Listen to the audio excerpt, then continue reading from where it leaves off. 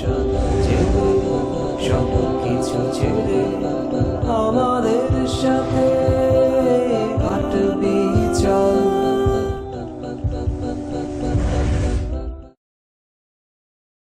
আজকে এই দাওয়াত না দেওয়ার কারণে অমুসলিম ভাইদের কাছে, এরা আমাদের ভাই আদমের সন্তান হিসাবে, দাওয়াত না দেওয়ার কারণে আজকে আমরা মাদরু হচ্ছি। আমরা ছিলাম দায়ী জাতি। যেই দিন থেকে আমরা দাওয়াতকে ভুলে গিয়েছি, যেই দিন থেকে আমরা মানুষের কাছে প্রচারকে ভুলে গিয়েছি, যেই দিন থেকে দাওয়াতকে ভুলে গিয়েছি, ওই দিন থেকে আমরা মাদরুতে পরিণত হচ্ছি। ওই দিন থেকে আমাদেরকে খ্রিস্টান বানানো হচ্ছে, ওই দিন থেকে আমাদেরকে কাদিয়ানি বানানো হচ্ছে, ওই দিন থেকে আমাদেরকে বাহাই বানানো হচ্ছে, ওই দিন থেকে আমাদেরকে বাহরাই বানানো হচ্ছে। আজকে আমরা দাওয়াত ছেড়ে দেওয়ার কারণে ক্ষতিটা কি? আজকে আমি এই প্রসঙ্গটা এই জন্য উঠিয়েছি।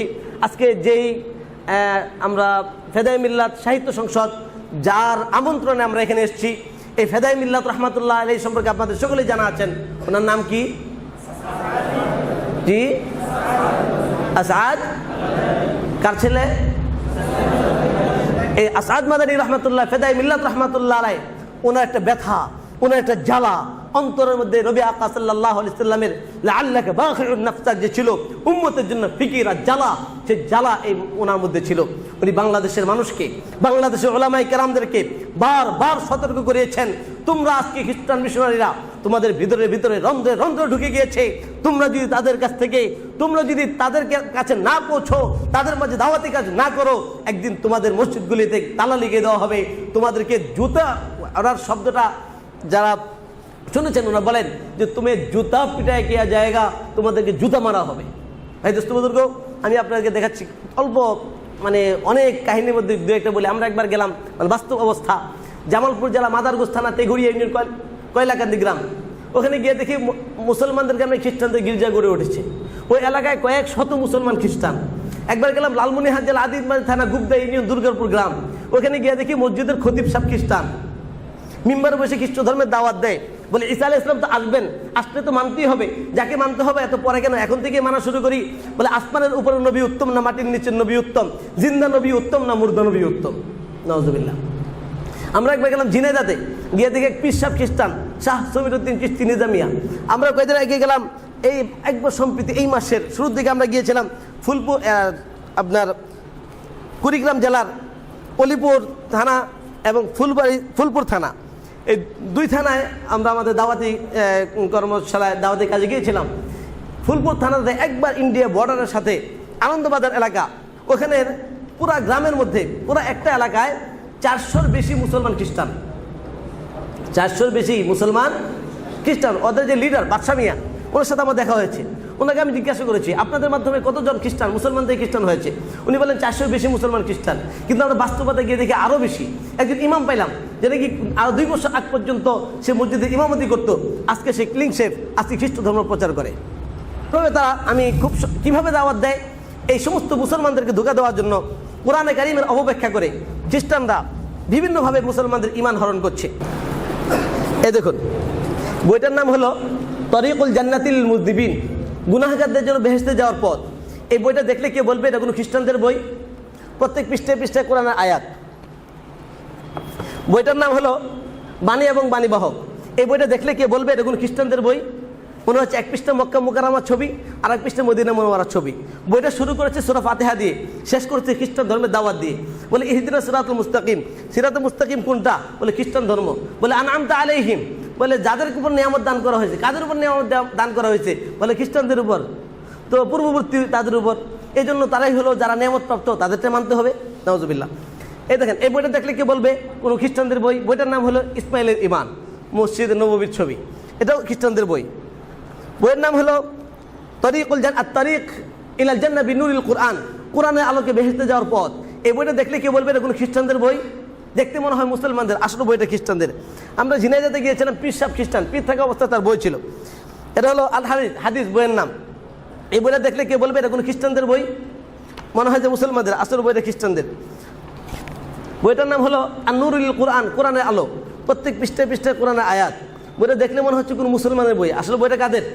খ্রিস্টান। আমার কাছে আরও অনেক বই আছে, আমি মাত্র দেখানোর জন্য, যত বাস্তব অবস্থাটা দেখানোর জন্য 2-1টি বললাম। এইভাবে মানুষকে খ্রিস্টান বানাচ্ছে, এইভাবে মানুষকে বিভ্রান্ত করছে। ওই সমস্ত এলাকায় তারা কোরআনে কারিমের অপব্যাখ্যা করে তারা ওয়াজ মাহফিলের মাধ্যমে তারা ধর্ম প্রচার করে। এই একটা নাম হলো প্রার্থনা সভা। প্রার্থনা সভায় লেখা আছে, উক্ত সভায় আন্তর্জাতিক খ্যাতি সম্পন্ন বক্তাগণ প্রভুর সুসমাচার প্রচার ও রোগীদের আরোগ্যতার জন্য মুক্তি কামনা করবেন। তাদের কৌশল হলো, যখন নাকি মানুষজনকে জমা করা হয়, জমা করার পরে তাদেরকে দাওয়াত দেয়, বলে আচ্ছা আপনাদের মধ্যে কারো, তার খ্রিস্ট ধর্মের দাওয়াত দেওয়ার পরে বলে আপনাদের মধ্যে কারো কি এই প্রার্থনা সভার মধ্যে প্রার্থনা সভার করার পরে কারো কোনো উপকার হয়েছে? ওদের পিছন থেকে কিছু দালাল থাকে, তারা হাত উঠায়, বলে আসুন। যখন মঞ্চে আসে বলে আপনার কি হয়েছিল? বলে আমার এই রোগ হয়েছিল, ওই রোগ হয়েছিল, অনেক রোগের কথা বলে। বলার পরে তারা বলে যে আমি অনেক ডাক্তার দেখিয়েছি, কোথাও লাভ হয়নি, পরে প্রার্থনা সভায় প্রার্থনা করেছি, আমার রোগ ভালো হয়ে গেছে, নাউজুবিল্লাহ। এবার সে করে কি, মুসলিম অমুসলিম সবাই থাকে, চলুন যে তাদের ফাদার থাকেন উনি দাওয়াত দেয়, চলুন আমরা সবাই যিশুর কাছে প্রার্থনা করি। এবার মুসলিম অমুসলিম সব প্রার্থনা করে কার কাছে? ইমান থাকলো না গেল? এইভাবে আমাদের দায়িত্ব ছিল কি, আমরা ছিলাম দায়ী জাতি, তা আমরা দাওয়াতকে ছেড়ে দেওয়ার কারণে মাদ্রাসাতে পরিণত হয়েছে। আমাদের গতকালকে, এখন আজকেও আমাদের এখানে আছে একজন ভাই আব্দুল খালেক, মীর আব্দুল খালেক। উনি আজ থেকে 32 বছর আগে খ্রিস্টান হয়। কত বছর আগে? এবং সে খ্রিস্টানদের বড় প্রচারক ছিলেন। আর সেই বছর সে কালকে আমাদেরকে কারগুজারি শোনালো, সে নিজে সেই দুর্গম এলাকায় গিয়ে, রংপুর ওই সমস্ত এলাকায় গিয়ে কয়েক হাজার মানুষকে সে খ্রিস্টান বানিয়েছে। সর্বশেষ জামালপুর জেলার সে দায়িত্বশীল ছিল।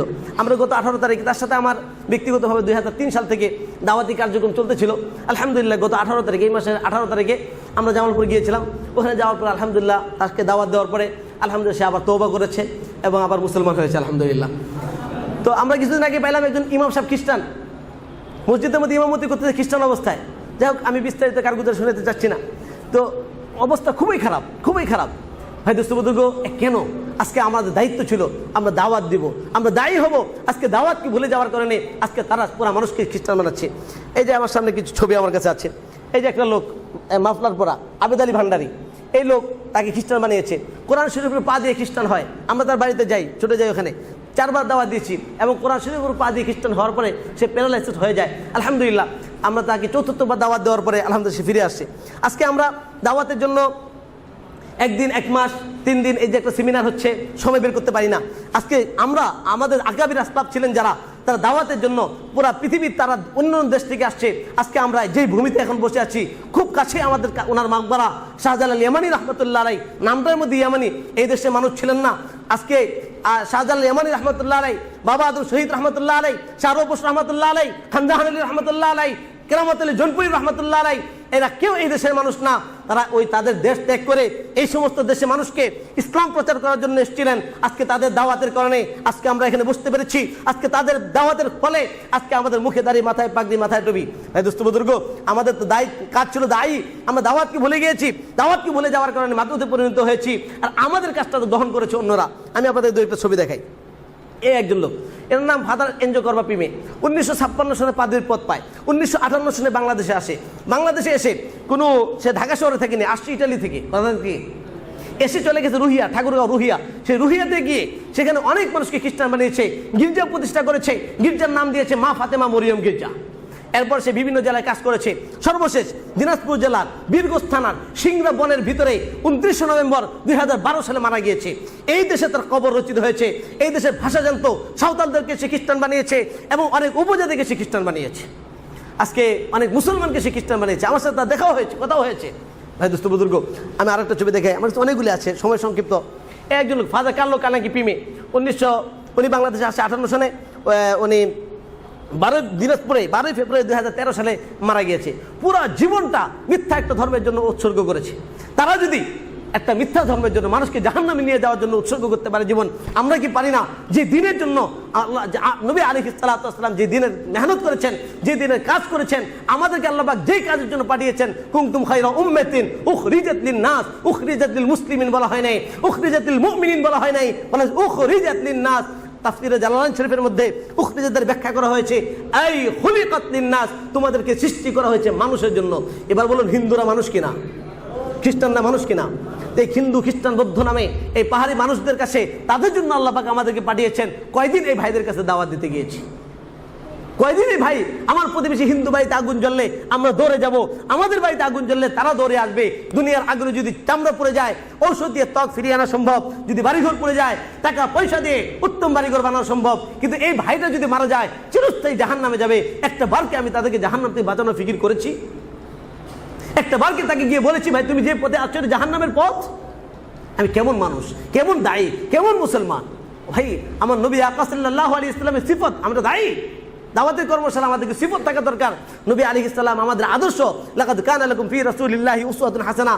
নবী আলাইহিস সালাতু ওয়াস সালামের সিফত বর্ণনা করতে গিয়ে হিন্দ ইবনে আবি হালা শামাইল তিরমিজির মধ্যে আপনারা পড়েছেন যে উনি লম্বা সিফত বর্ণনা করেছেন। আমি একটা অংশ আপনাদেরকে বলছি। রাসূল আকরাম সাল্লাল্লাহু আলাইহি ওয়াসাল্লাম বলেন, সিফত বর্ণনা বলেন, কানা রাসূলুল্লাহ সাল্লাল্লাহু আলাইহি ওয়াসাল্লাম মুতাওয়াসিল আল আহজান দাইম আল ফিকরা লাইসাত লাহু রাহা। নবী আকরাম সাল্লাল্লাহু আলাইহি ওয়াসাল্লাম মুতাওয়াসিল আল আহজান, সব সময় আখিরাতের ফিকির করতেন। আমি ওই নবীর উম্মত হয়ে তার দিন 24 ঘন্টার মধ্যে কয় মিনিট কয় ঘন্টা আমি আখিরাতের ফিকির করেছি। দাইমাল ফিকরা, সর্ব অবস্থায় উম্মতের ফিকির করতেন। আমি ওই নবীর ওয়ারিস হয়ে কয়দিন উম্মতের ফিকির করেছি। নবী আকরাম আলাইহিস সালাতু ওয়াস সালামের উম্মতের ফিকির এমন ছিল আল্লাহ পাক সান্তনা দিয়ে আয়াত নাযিল করেন, লাআল্লাকা বাখিউন নাফসাক আলা আতারিহিম ইল্লাম ইয়াকুনু। কেন তারা মুমিন হচ্ছে না? তোর তার বেচাইনি অস্থিরতার কারণ কি ছিল? মুমিন না হওয়া। ওই সময় মুমিন হচ্ছিল না কারা? জি, ওই সময় মুমিন হচ্ছিল না কারা? জি, অমুসলিমরা। অমুসলিমরা কেন মুমিন হচ্ছে না এই চিন্তা উনি জীবনকে অস্থির করে ফেলছেন। ভাই দোস্ত বন্ধুগো, আমি ওই নবীর ওয়ারিস হয়ে কয়দিন উম্মতের জন্য আমি ফিকির করেছি, কয়দিন কেঁদেছি। এই জন্য ভাই এই কাজ করতে তৈরি আছি তো ইনশাআল্লাহ? কে কে তৈরি আছি ইনশাআল্লাহ? আল্লাহ পাক আমাদেরকে তৌফিক দান করুন। একটা গলতফাহমি, হুজুর আমরা তো মুসলমানই ঠিক হই নাই, আমাদের মুসলমান হিন্দু মার্কা মুসলমান, খ্রিস্টান মার্কা মুসলমান। আগে আমরা ঠিক হব। আমরা যদি ঠিক হয়ে যাই আমাদের আখলাক চরিত্র দেখে অমুসলিমরা মুসলমান হয়ে যাবে। অথবা আগে আমরা ঠিক হব, তারপর তাদেরকে দাওয়াত দিব। কি ভাই ঠিক না ঠিক? জি ঠিক না ঠিক? কথাটা ঠিক না বেঠিক? কথাটা যেটা আপনার ঠিক বলে এটা ঠিক না, এটা কি বেঠিক? কারণ আমরা যদি এই কথা মনে করি আগে আমরা ঠিক হব তারপর তাদেরকে দাওয়াত দিব, কিয়ামত চলে আসবে, আমার আপনারও ঠিক হওয়া হবে না, তাদেরকেও দাওয়াত দেওয়া হবে না। আল্লাহ নবী সাল্লাল্লাহু আলাইহি ওয়াসাল্লাম বলেছেন, আমরা প্রত্যেক জুমায় পড়ি, খায়রুল কুরুনি করনি সুম্মাল্লাযীনা ইয়ালুনহুম সুম্মাল্লাযীনা ইয়ালুনহুম, সর্বোত্তম যুগ আমার যুগ, এরপর যুগ, এরপর যুগ। দিন দিন মানুষের অবস্থা আগের থেকে ভালো হচ্ছে না খারাপ হচ্ছে। তা আমরা যদি এই কথা মনে করি আগে আমরা ঠিক হবো তারপরে তাদেরকে দাওয়াত দেবো, কেমন চলে আসবে, আমার আপনারা ঠিক হবে না, তাদেরকে দাওয়াত দেওয়া হবে না। এই জন্য কি করতে হবে?